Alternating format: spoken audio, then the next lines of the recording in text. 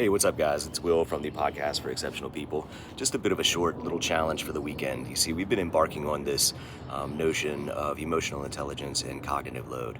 And, we all agree that emotional intelligence is important. Educators talk about it, teachers promote it, leaders promote it in their buildings, we celebrate it. But is it something that we support? And more importantly, is it something that we have built the systems to support? See, because emotional intelligence is not just a skill. It's not just something that we can break out of the box when we need it. It's a value that we have to have, and it's a value that has to be present in our school culture. Because you can't lead with empathy when you're in survival mode, and you can't practice patience when you are drained. It's a bandwidth issue, and it's a cognitive load issue. Cognitive load becomes the silent killer of emotional intelligence in those micro moments. I mean, think about a time when you were talking with a student or talking with a teacher, talking with a colleague, and you knew the right conversation, you knew the right words, the pauses, the approach, but you didn't have access to it.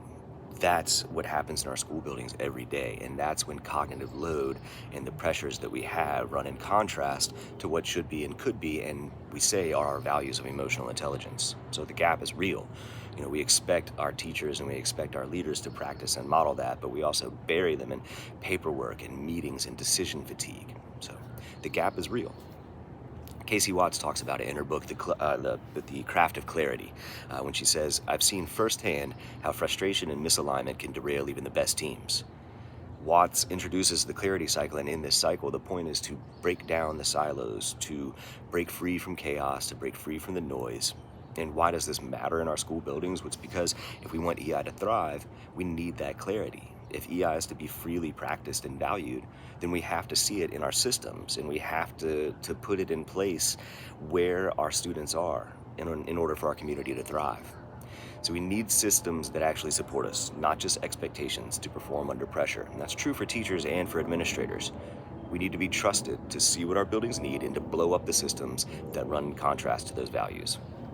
So, just a small challenge this weekend. As you're bouncing around social situations, I'm headed to Topgolf this morning for the first time ever. I don't know if that's a thing. See where you can find emotional intelligence.